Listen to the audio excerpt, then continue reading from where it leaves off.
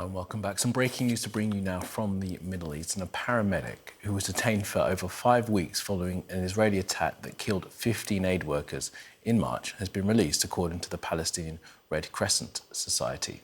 Asaad al Nsasrah was attacked in Tel al Sultan in the south of Gaza on the 23rd of March. He was one of the first two responders on the scene who survived the attack.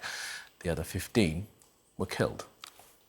Well, let's go to the Middle East now and bring in our correspondent, Alistair Bunkle, joining us from Jerusalem. Ali, good to have you with us. I mean, first of all, do we know why he was detained and any charges upon release?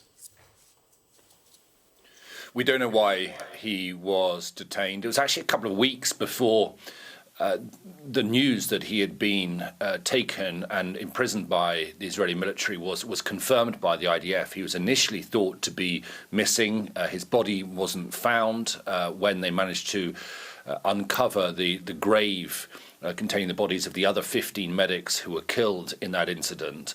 But Asaad al Nsasrah's whereabouts was unknown and unconfirmed by the Israeli military until they then did say that they were holding him in prison, suspected of being a member of Hamas, but sort of gave no evidence to that. The Committee of the Red Crescent and barristers, lawyers were unable to see him in prison, and he's been released today along with some others. He's back in Gaza now. He's being checked out in a hospital in Gaza, and I think everybody will be waiting to hear, assuming that he does speak at some point, what he has to say about the incident, because the incident, of course, has been deeply controversial, not least because the Israelis initially accused the convoy of medical vehicles of travelling without lights and emergency lights on. Well, that was later proved to be false because video emerged of them travelling through the dawn light with their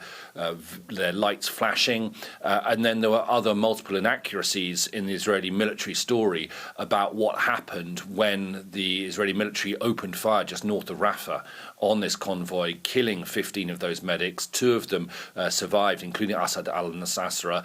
And so his account of what happened will be eagerly awaited, I'm sure, by a lot of people, as I say, assuming that he does speak. The Israeli military conducted their own internal investigation into what happened.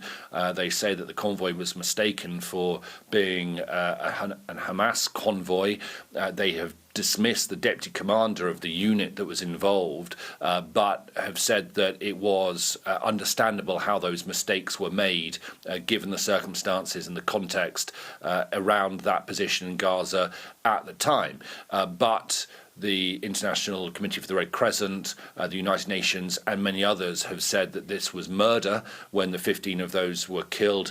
And so Asaad al Nsasrah's testimony, his interview, whenever he decides to speak, whatever statement he gives, I'm sure will probably shed more light on that incident. OK, Ali, for now, interesting. Thank you for that. And the incident that Ali was talking about there is the subject of an investigation by Sky News, which we published on our website and on television about a week ago. If you search on our website, 2 Hours of Terror, you'll find that full investigation with more detail about that incident in which Mr. Asaad al Nsasrah was involved.